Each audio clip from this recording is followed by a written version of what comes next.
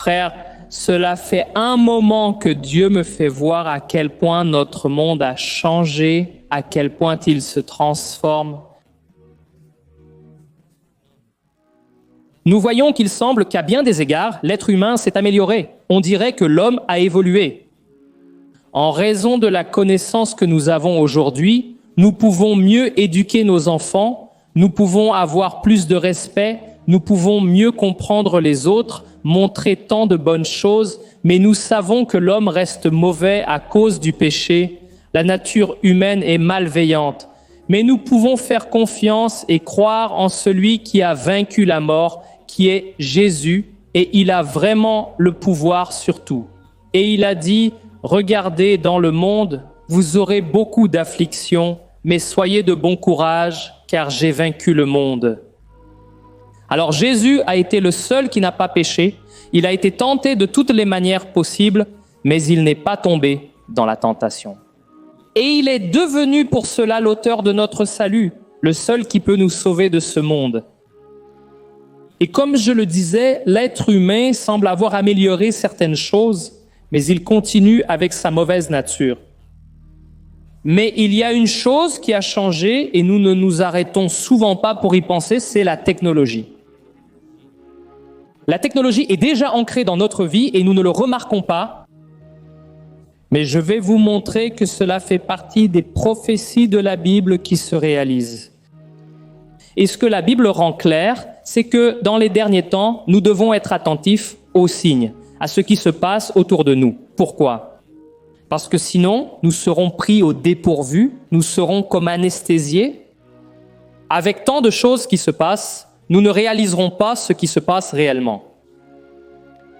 Et nous devons, comme le dit la Bible, nous devons racheter le temps, profiter du temps, parce que les jours sont mauvais. Et en cette fin des temps, nous devons comprendre quelle est la volonté du Seigneur pour notre vie. Alors, je veux réfléchir avec vous sur cette question de la technologie.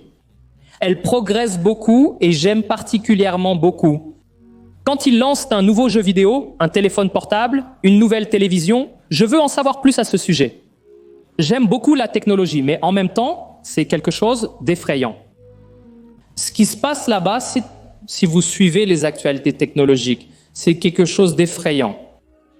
Et tout a commencé lors de la révolution industrielle.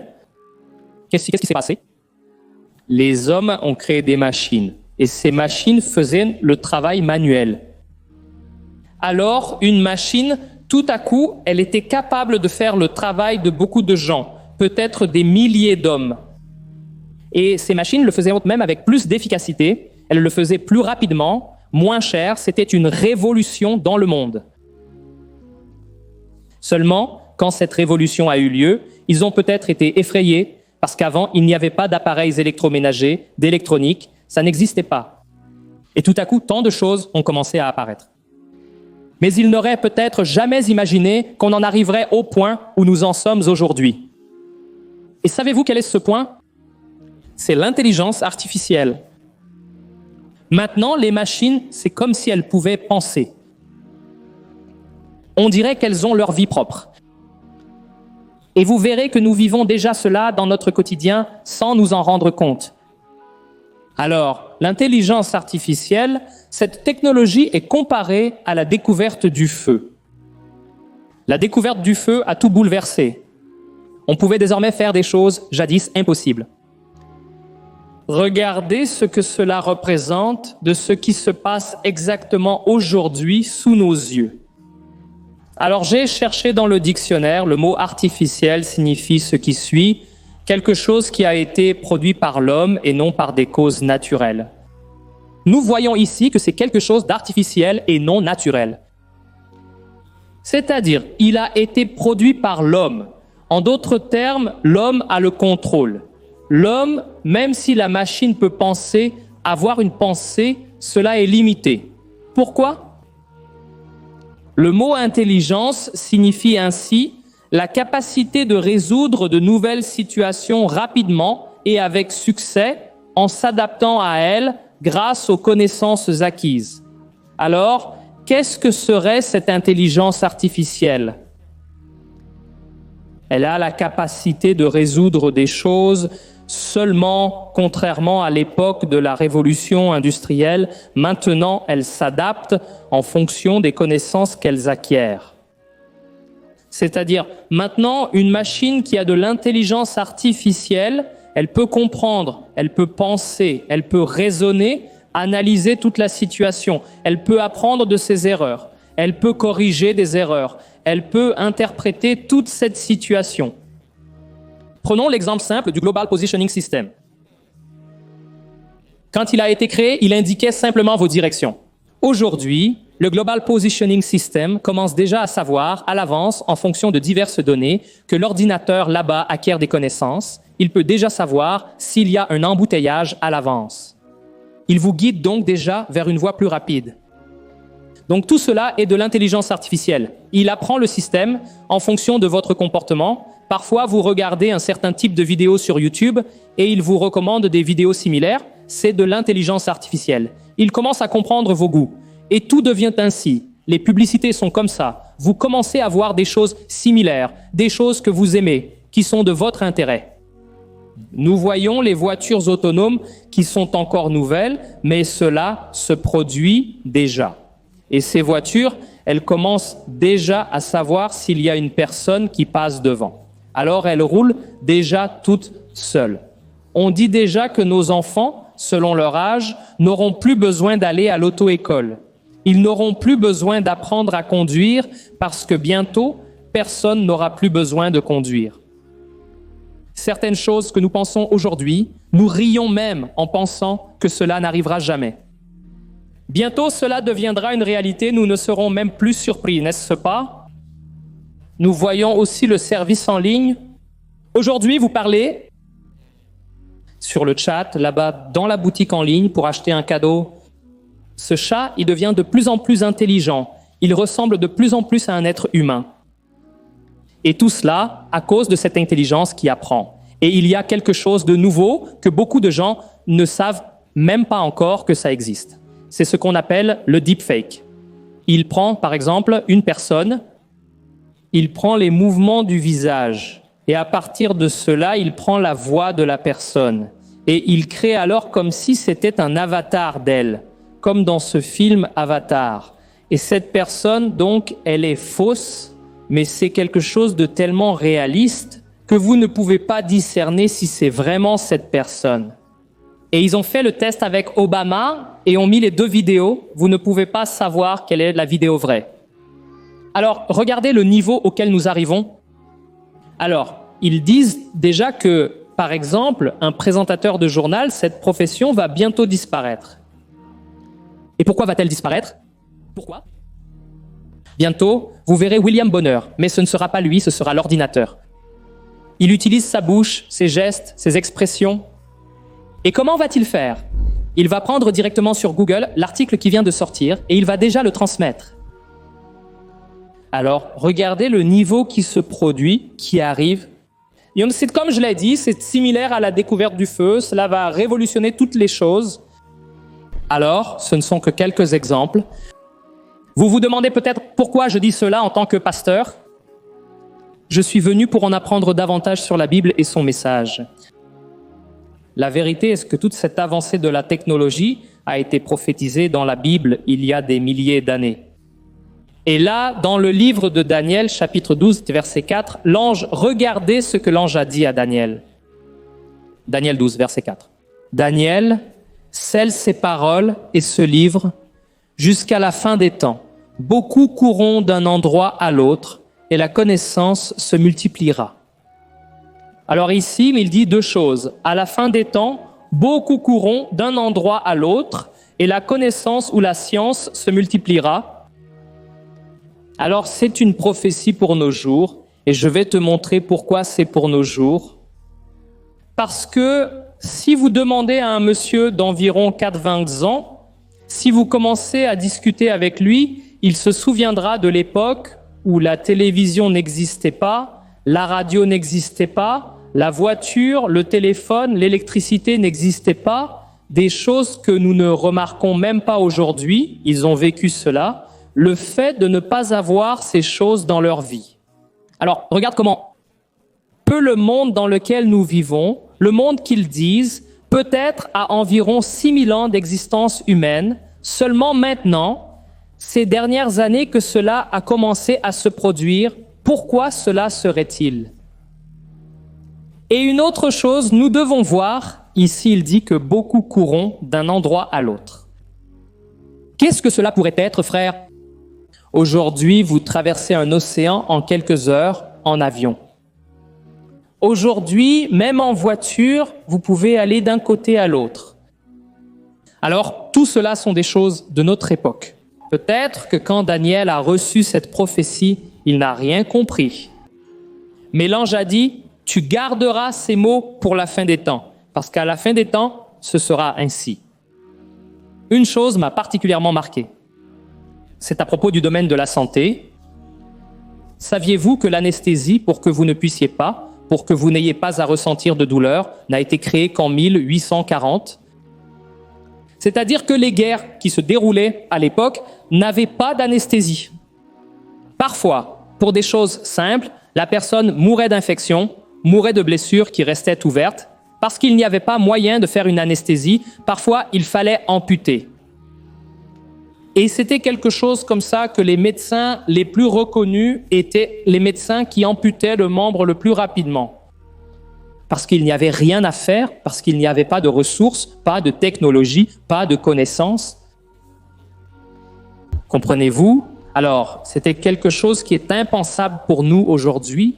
Aujourd'hui, vous allez chez le dentiste et ne voulez ressentir aucune douleur. Il faut donc une anesthésie. Imaginez cette époque où arracher une dent était la procédure la plus simple. Et pensez à l'horreur d'une amputation de jambe sans anesthésie. Il y avait une personne qui tenait de chaque côté et mettait un chiffon dans la bouche et la personne criait. Ce n'est qu'après qu'ils ont découvert qu'ils pouvaient enivrer la personne pour qu'elle dorme. Mais regardez comment ces générations étaient en retard par rapport à aujourd'hui. Alors nous vivons quelque chose de marquant qui ne peut pas passer inaperçu. Et pourquoi serait-ce que la technologie a-t-elle progressé en si peu de temps? Et je veux te montrer ici 3 signes que je te garantis que ce n'est pas des balivernes, ce n'est pas du blabla. Vous savez, depuis ma naissance, les gens parlent déjà de la fin des temps, pensant que les pasteurs en discutent également. Mes frères, ce que je veux vous montrer, vous allez voir, c'est vraiment la toute fin maintenant. Je ne sais pas combien de temps, frères. Je ne suis pas venu ici pour faire peur à personne. Je suis venu ici pour ouvrir vos yeux parce que nous devons prendre un engagement sérieux avec Jésus. Nous ne pouvons plus jouer. Cette phase de joie est passée. Nous devons maintenant prendre cela au sérieux car les prophéties se réalisent. Je voudrais que vous ouvriez avec moi là-bas dans Matthieu chapitre 24. Nous allons lire 3 passages et vous verrez 3 signes que la fin des temps est vraiment arrivée maintenant. Matthieu chapitre 24, le verset 14. Jésus a dit ceci, « Et cet évangile du royaume sera prêché dans le monde entier comme un témoignage à toutes les nations, et alors viendra la fin. » Dans ce contexte, les disciples demandaient à Jésus quel était le signe de la fin des temps. Alors Jésus commence à parler de guerre entre les nations, l'amour se refroidissant, les pestes, tout cela est déjà en train de se produire. Et Jésus, alors, il donne une conclusion, il dit, regarde, alors l'évangile sera prêché dans toutes les nations. Seulement à cette époque, frère, c'était un contexte totalement différent. À cette époque, ils prêchaient à pied, puis ils ont commencé à prêcher à cheval, à prêcher en utilisant des bateaux, des navires, mais cela prenait beaucoup de temps pour apporter la parole aux gens. Alors, Jésus a dit, regarde, à la fin des temps, l'évangile atteindra tout le monde. Et à cette époque, il y avait beaucoup moins de personnes dans le monde. Ils vivaient dans des régions, si vous allez en Israël, vous verrez que tout est côte à côte là-bas, vous savez. Le mont des Oliviers est juste à côté de Gethsémani, là où Jésus a déjà été crucifié. Tout est très proche. Le monde était beaucoup plus petit. Seulement aujourd'hui, il y a des milliards et des milliards de personnes et nous voyons qu'il n'y a qu'une seule façon. Quelque chose d'inconnu peut se produire, mais tout indique que l'Internet va atteindre. Parce qu'il y a presque 3 milliards de personnes qui ont accès à Internet, des connaissances en temps réel. Aujourd'hui, si une maladie inconnue apparaît, les médecins partagent déjà cette connaissance. Tout ce que vous partagez et la connaissance atteint le monde entier de manière extraordinaire. Alors, le scénario est déjà en train d'être préparé pour que Dieu atteigne. Et Dieu veut compter sur moi et sur vous. Amen. Nous sommes des parties importantes du royaume de Dieu et nous devons rester attentifs et demander à Dieu de nous montrer ce que nous devons faire dans cette génération. Sinon, nous allons utiliser Internet uniquement pour consommer, uniquement pour acheter ces baskets que nous voulons, uniquement pour nous amuser. Mais quand vous partagez un message de Dieu, vous évangélisez, vous faites avancer la parole de Dieu. Et il y a beaucoup de gens de l'extérieur, d'autres pays qui suivent les messages ici du Brésil. Comme Josué l'a dit, j'ai un travail sur Internet et chaque jour, plus d'1 200 000 personnes regardent mes vidéos. Alors, regardez le pouvoir d'Internet où il y aurait une église pour accueillir autant de gens. Mes frères, on ne peut plus attendre et les gens ont soif de la parole de Dieu. Les gens ont besoin d'entendre un message, alors c'est le premier signe. L'évangile atteint les nations et nous pouvons être utilisés par Dieu. Nous pouvons aussi être utilisés pour aller dans d'autres pays, pour être missionnaires. Il n'y a pas seulement Internet. Mais sachez une chose, la parole de Dieu se réalisera. Et je veux être dans les plans de Dieu. Cette semaine, j'étais ravi qu'un article soit apparu là-bas. J'ai vu un article sur une compagnie aérienne, la première compagnie aérienne entièrement dédiée au royaume de Dieu. Il y a plusieurs avions et ce ne sont pas de petits avions, pas de coucou. Ce sont de gros avions puissants uniquement pour envoyer des missionnaires. Et le propriétaire de cette entreprise a dit qu'il avait ressenti de Dieu que le temps était venu. Alors regardez ça, frère. Ce sont des gens qui se réveillent à ce que Dieu veut faire. L'Esprit Saint veut bouger, mais nous devons nous réveiller et laisser le Seigneur nous utiliser. Gloire à Dieu. Le deuxième signe, frère, est là dans Apocalypse chapitre 11. Apocalypse chapitre 11, le verset 3 au verset 12, et celui-ci, vous allez être effrayés de voir que nous sommes vraiment arrivés à cette époque prophétisée. Le livre de l'Apocalypse raconte la vision que Jean a eue sur l'île de Patmos. Alors, il a eu des visions qui seraient impossibles pour l'homme de penser. C'était vraiment quelque chose de Dieu et il a vu quelque chose qui, à son époque, serait un absurde. Apocalypse 11, verset 3 au verset 12. Faites attention, regardez la vision qu'il a eue des deux témoins. Dit ainsi, je donnerai pouvoir, Dieu parlant, je donnerai pouvoir à mes deux témoins et ils prophétiseront pendant 1260 jours vêtus de sacs.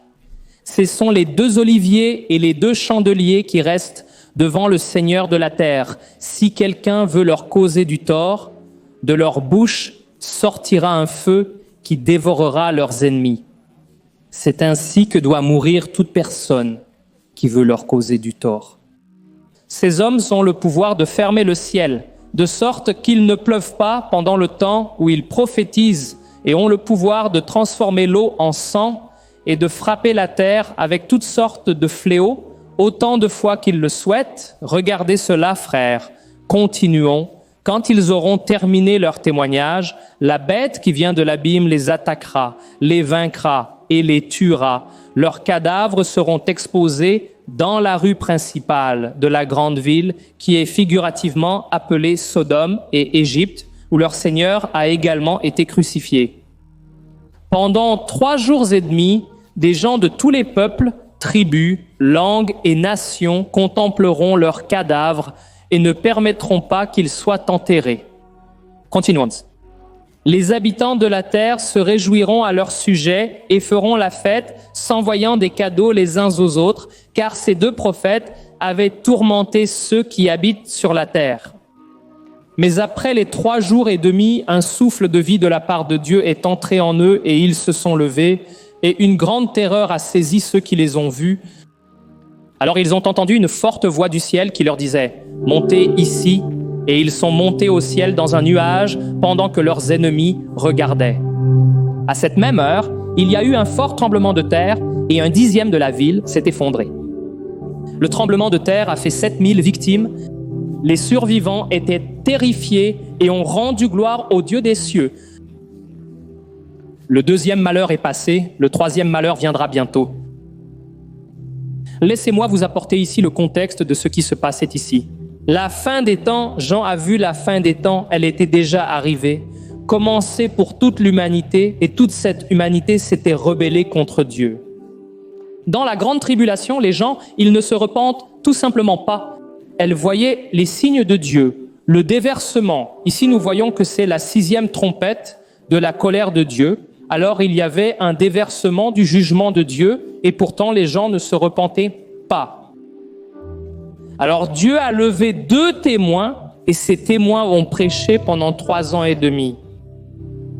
Et personne ne pouvait leur faire du mal, car ceux qui se levaient contre eux, ils envoyaient des fléaux. Dieu faisait des signes et des merveilles, et les gens étaient punis. Donc c'était un signe qu'ils étaient envoyés par Dieu. Mais quand ils ont terminé leur travail, Dieu a permis qu'ils soient tués par l'Antéchrist. Alors quand ils ont été tués, les gens étaient si heureux et ont commencé à s'envoyer des cadeaux les uns aux autres, parce que les gens savent que ce croyant veut rester dans le monde et vous essayez de lui parler de Dieu. En fait, vous le dérangez parce qu'il veut aller vers le péché, il veut fuir Dieu et vous le ramenez. Alors les gens étaient si heureux parce que cette nuisance a pris fin et nous le ramenons ici à nos jours, cela se produit. Aussi frères, mais ce n'est pas de cela que je veux parler. Mais si vous analysez, cela se produit. Les gens en ont marre des croyants, des évangéliques, parce que nous avons encore les valeurs de Dieu, les principes du royaume de Dieu, et nous voulons avertir les gens, et les gens ne veulent plus. Et la Bible dit là dans Romains chapitre 1 que la colère de Dieu est manifeste, sera manifeste sur terre, où Dieu va laisser les gens suivre leur propre plaisir. Et les gens commencent à faire des choses abominables, et Dieu va laisser faire. Alors nous vivons à cette époque, frères, où il semble qu'avant il y avait une entrave, il semble que l'Esprit Saint appelait toujours, et maintenant non, Dieu est patient. La Bible dit qu'il est lent à la colère. Mais il y a un moment où le jugement est versé à cause de la méchanceté du cœur des gens. Alors, ces hommes, quand ils ont terminé leur travail, Dieu a permis qu'ils soient tués. Et où est le signe dont je voulais te parler? Il est ici dans le verset 8 et le verset 9. Regarde ce qu'il dit. Leurs cadavres resteront exposés dans la rue principale de la grande ville, qui est figurativement appelée Sodome et Égypte, où leur Seigneur a également été crucifié. Pendant les 3 jours et demi, des gens de tous les peuples, tribus, langues et nations contempleront leurs cadavres et ne permettront pas qu'ils soient enterrés. Frères, le deuxième signe que je perçois ici est que maintenant, nous sommes tous connectés. Il semble maintenant qu'il n'y ait plus d'échappatoire.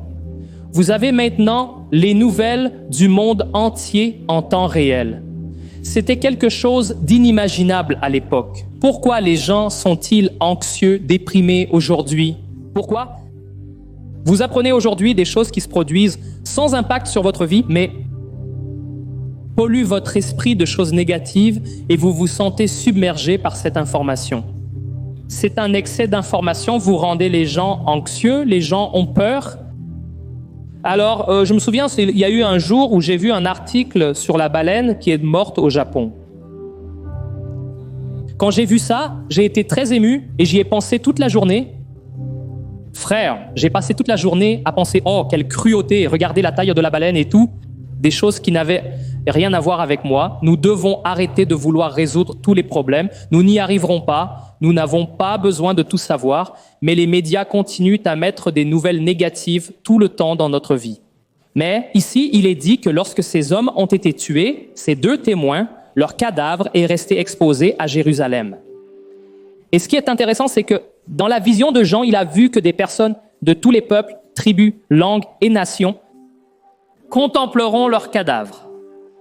C'est-à-dire, pendant ces jours-là, les 3 jours et demi, des personnes du monde entier seraient connectées en regardant cette scène.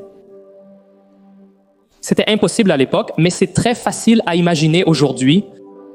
Les gens se connectent aux réseaux sociaux, cherchant à savoir « Oh, regarde là », regardant des films de tous les côtés de ces témoins. Donc, en réalité, ce qu'il a vu était très similaire à ce qui a déjà commencé à se produire de nos jours. Le monde est connecté. Donc, c'est quelque chose qui est déjà possible grâce au téléphone portable, aux réseaux sociaux. La télévision diffuse cette information en direct. Imaginez les gens regardant cette scène en direct. Donc, c'est un signe clair que nous sommes vivant vraiment la fin des temps. Et cela, bien sûr, nous ne sommes pas encore dans la grande tribulation, mais c'est une question de peu de temps. Et le troisième signe, frère, tournez une page là, Apocalypse 13, le verset 15 au verset 17. Apocalypse 13, le verset 15 au 17. Il est dit ainsi: il lui a été donné le pouvoir de donner vie à l'image de la première bête, de sorte qu'elle pouvait parler et faire en sorte que tous ceux qui refusaient d'adorer l'image soient tués. Il a également contraint tous, petits et grands, riches et pauvres, libres et esclaves, à recevoir une certaine marque sur la main droite ou sur le front, afin que personne ne puisse acheter ni vendre, sauf celui qui a la marque, qui est le nom de la bête ou le nombre de son nom. Le troisième signe qui prouve que nous sommes vraiment à la fin des temps, c'est que nous sommes contrôlés. Vous ne pouvez pas échapper à cela. Bien sûr, vous pouvez vivre au milieu de nulle part, sans aucun contact, mais qui veut faire ça? La technologie est bénéfique, elle accélère et améliore notre vie tout en apportant de la praticité. Alors nous ne voulons pas non plus nous isoler, nous voulons de plus en plus nous impliquer avec la technologie. Et ici, il est dit que l'Antéchrist a obligé tout le monde, peu importe s'il est riche, s'il est pauvre, s'il est influent ou non, tout le monde, ils devront mettre cette marque sur leur main droite ou sur leur front. La Bible ne dit pas ce que ce serait, mais la vérité est que celui qui n'a pas cette marque ne pourra pas acheter, ne pourra pas vendre, à moins d'avoir la marque de la bête implantée en cette personne. Alors nous sommes contrôlés.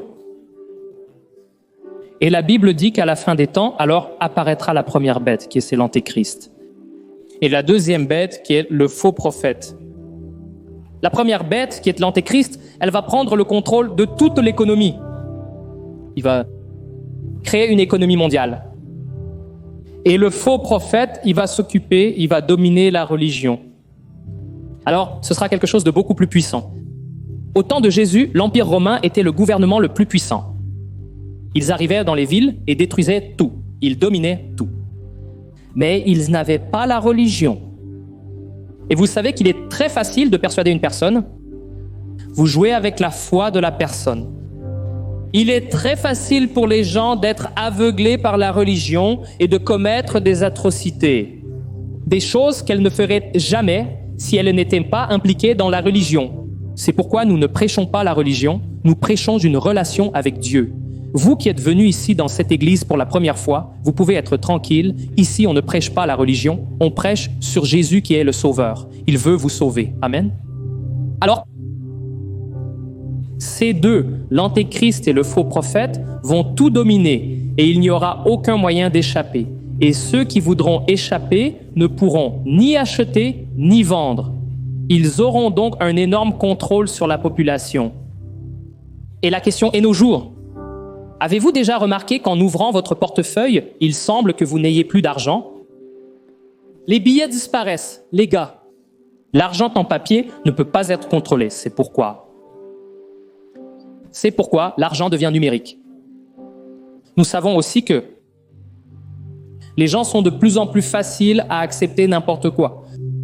Parce que les gens suivent le troupeau. Et nous, en tant que chrétiens, nous ne pouvons pas, nous devons questionner, nous devons évaluer avec une vision sensée, cohérente et ne pas accepter tout ce qu'ils imposent.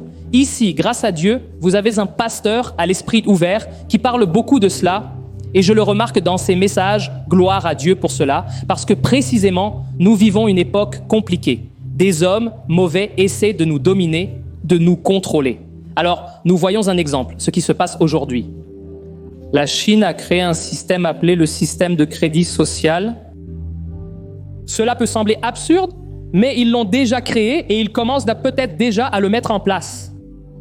Ce système est basé sur le suivant. vous recevrez des points en fonction de votre comportement dans la société. Regardez ce qui se passe, frères.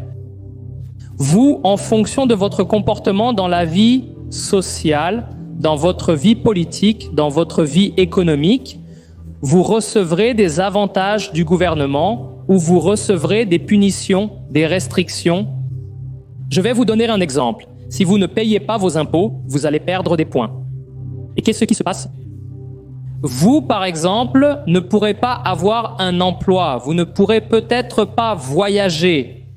Et il y a déjà eu des cas là-bas. Des gens ne peuvent pas faire des choses qui seraient basiques. Les gens ne pourront pas participer à des cultes.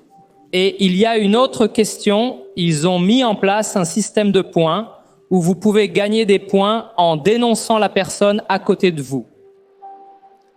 Regardez ça, alors vous pourrez, non pas vous, mais une personne vous voyant aller au culte, par exemple, pourra vous dénoncer. La personne, évidemment, la personne n'a aucune préoccupation parce qu'elle n'a pas l'Esprit Saint, alors elle va certainement vous dénoncer.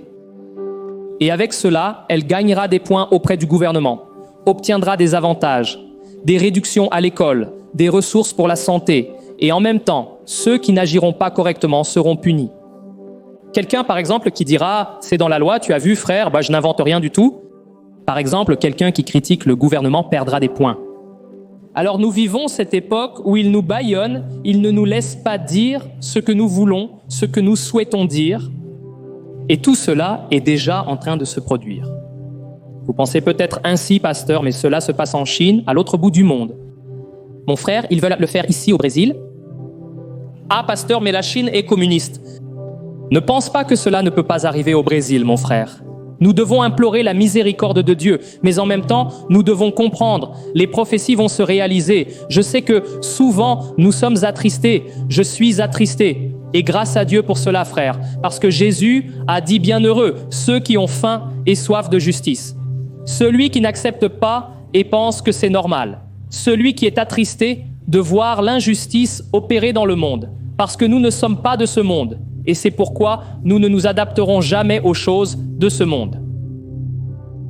Alors j'ai senti le besoin de vous apporter ce message à partir d'aujourd'hui. Commencez à voir que c'est réel, cela se produit déjà. Et il n'y a aucun moyen d'échapper à cela. Nous serons de plus en plus contrôlés. Les gens, j'ai appris qu'il y a déjà des églises. Regardez comme il est facile d'être manipulé. Il y a déjà des églises qui mettent en place la reconnaissance faciale sur des caméras. Ou si vous manquez le culte, il sait déjà que vous avez manqué le culte, donc cela peut être utilisé pour une bonne chose. Mais nous savons que la plupart du temps, le cœur de l'homme est malveillant, le cœur est trompeur, il tendra vers le mal, oui.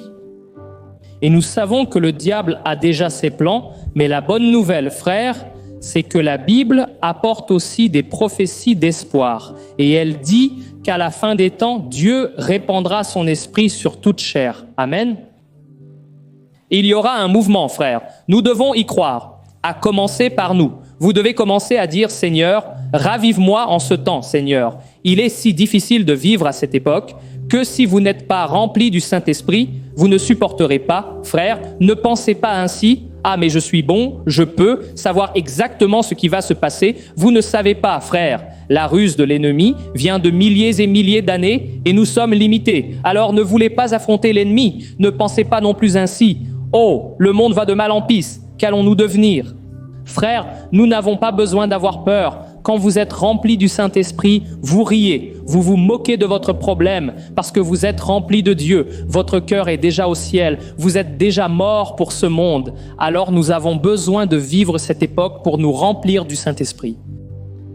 La Bible rend clair que les enfants des ténèbres vont cohabiter avec les enfants de la lumière et cela ne va que se produire cette séparation le jour de la récolte, quand Dieu séparera les impies des chrétiens de ceux qui servent Dieu. Mais en attendant, nous allons devoir cohabiter et nous pouvons être une bénédiction pour cette génération. Amen.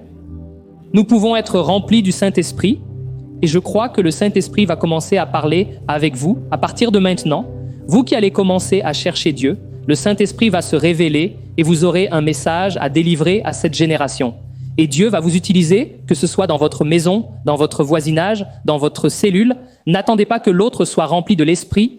pour avoir un mouvement surnaturel ici, pour que vous puissiez entrer dans la vague, commencer à chercher Dieu là dans votre maison. Revenez à écouter des louanges, des prédications, car ce temps sera un temps où le mal va grandir, mais les enfants de Dieu vont aussi se révéler. Amen. Et la Bible dit que la nature gémit en attendant la manifestation des enfants de Dieu. Le monde attend, frères. Ils ne le savent pas, mais ils attendent que nous nous levions pour les libérer de la condamnation. Et la Bible dit que, en fait, Jésus a dit que lorsque nous entendons parler de ces choses, nous devons lever les yeux vers le ciel et nous réjouir, car l'heure approche, frères. L'heure approche. Nous n'avons pas besoin d'avoir peur de ce qui va se passer, car Dieu est avec son peuple. Dieu ne nous abandonnera jamais. Frères, Dieu ne nous abandonnera jamais à l'ennemi. Ne pensez pas ainsi. Et même si les persécutions, les luttes viennent, nous serons tellement remplis du Saint-Esprit que cela ne nous ébranlera pas. Alléluia. Fermez vos yeux et priez maintenant. Que vous invoquiez la présence de Dieu et que vous demandiez à l'Esprit Saint de vous remplir de sa présence et que vous puissiez être une lumière dans ce monde ténébreux, dans ce monde dépravé, que vous soyez une lumière dans ce monde au nom du Seigneur, Seigneur, mon Dieu et mon Père. Nous nous tenons ici en ta présence et je veux te remercier, Père, pour ta parole. Je crois, Seigneur, que ce que j'ai apporté ici ce soir, tu l'avais déjà dit, tu as déjà parlé à beaucoup de gens, Père. Il est temps pour nous de nous lever. Père, tu as amené des personnes qui étaient auparavant spirituellement froides, qui dormaient, mais pour la gloire du Seigneur, ces personnes se réveillent et elles recommencent à prier. Et je viens te demander, Père, que l'esprit de révélation, de connaissance vienne sur ton Église. Père, que nous puissions commencer à comprendre ce qui se passe et que nous puissions prier au lieu de nous inquiéter, nous réjouir au lieu de pleurer, parce que l'heure du retour de Jésus approche et il reviendra pour un peuple préparé, un peuple qui attend son retour. Au nom de Jésus, mon Père, répands ton Saint-Esprit ici ce soir, Seigneur. Je ne sais pas quel est le problème de cette personne, ce que cette personne est venue chercher ici ce soir, mais je te demande, mon Père, qu'à partir de maintenant, tu puisses faire une œuvre, Père, dans la vie de cette personne, qu'elle puisse se donner entièrement à Jésus, Père, au Seigneur. Je crois que ce message est dans ton cœur. Père, il est temps de nous réveiller. Père, au Seigneur, au nom de Jésus, plus que des émotions. Nous voulons des actions, Père, nous voulons changer de vie. Nous voulons accepter tes plans pour nous, Père, même si tu nous mènes à la croix. Même si nous devons souffrir, Père, mais que ce soit pour faire le bien, que ce soit pour faire ta volonté, mon Père, au nom de Jésus, Seigneur, que nous puissions être une sentinelle, que nous puissions être la voix du Seigneur, où que nous allions, Père, que tu puisses nous utiliser, Père, avec la technologie, avec les ressources, avec les dons, avec les talents que tu as mis entre nos mains, Père. Au nom de Jésus, ô Dieu, déverse, Père, de ton pouvoir, de ton onction, Père, et que cette personne qui ce soir donne sa vie à Jésus, au Seigneur, inscrive son nom dans le livre de la vie. Père, ô Seigneur, que tes anges puissent se réjouir ce soir avec le salut, avec le repentir, Père, ô mon Dieu. Je veux te remercier parce que tu nous as réveillés ces jours-ci pour vivre dans les lumières. Père, parce que ta parole dit que celui qui marche dans la lumière ne trébuche pas. Ne souffre pas, ô Père, au nom de Jésus, que nous soyons guidés par ton Saint-Esprit.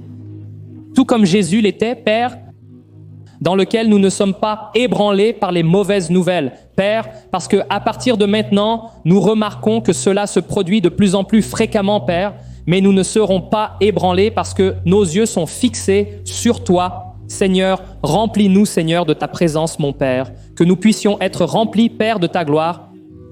Remplis, Père, que le Seigneur puisse nous baptiser avec l'Esprit Saint, que le Seigneur puisse nous remplir, mon Père, ô Dieu, que l'onction de ton Esprit Saint repose sur nos vies, Père, sur cette femme qui est ta mère, qui a le cœur qui souffre, qu'elle puisse sentir ton renouveau en ce moment, Père. Que la présence du Seigneur puisse raviver ce cœur qui était mort, Père. Au nom de Jésus, Seigneur, déversant ton pouvoir.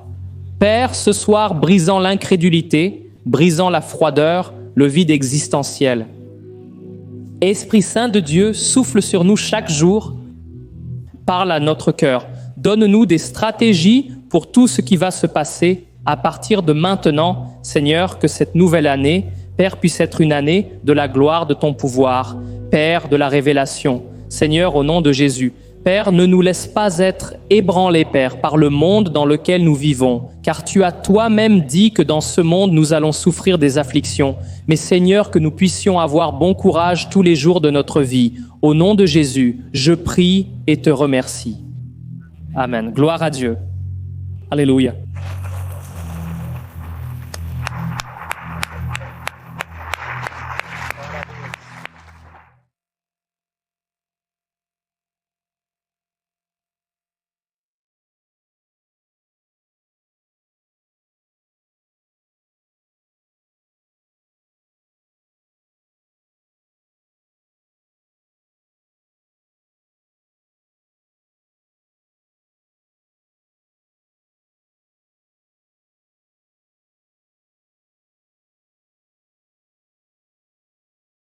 Susțit Adriana Zanotto.